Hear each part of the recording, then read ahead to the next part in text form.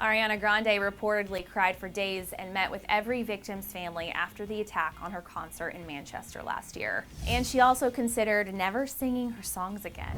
In a new interview with the Big Questions podcast, Ari's manager, Scooter Braun, opened up about the trauma that Ari endured after the Manchester attack and shared that she didn't think she could ever sing her songs ever again. He explained of her reaction to the terrorist attack, quote, "When she found out that fans of hers had died, she was so sad. She cried for days. She felt everything, every face they announced, every name, every bit of emotion, because that's who she is." Scooter also revealed that he and Ari both met with 19 injured concert goers and the families of those who lost their lives in the attack. Scooter called those visits, quote, "the hardest 2 hours of either of our lives."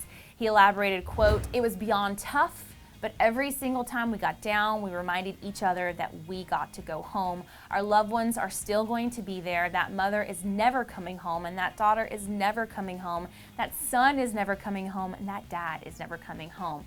Ari told Scooter to start the process of canceling the remainder of her Dangerous Woman tour, but she changed her mind and realized that she instead wanted to pay tribute to the victims so that they wouldn't, quote, "die in vain." So Scooter explained that the terrorist picked the wrong show to attack because there was no way at the end of the day that either he or Ari were going to roll over. The two then put together the One Love Manchester concert to honor the victims, with all the proceeds going to the Red Cross's Manchester Emergency Fund to help victims and families affected by the attack. And the show had over 50,000 attendees and raised $13 million for those impacted by the bombing. And it is incredible that Ari, with the help of Scooter, obviously made a stand and made sure that those fans did not die in vain.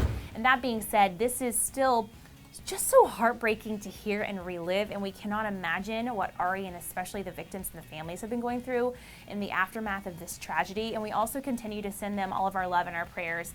And if you guys feel so inclined, feel free to drop a message to support either Ari or the victims in the comments section below. Thank you guys for joining me here on Newsfeed. I'm your host, Erin Robinson, and I'll see you next time.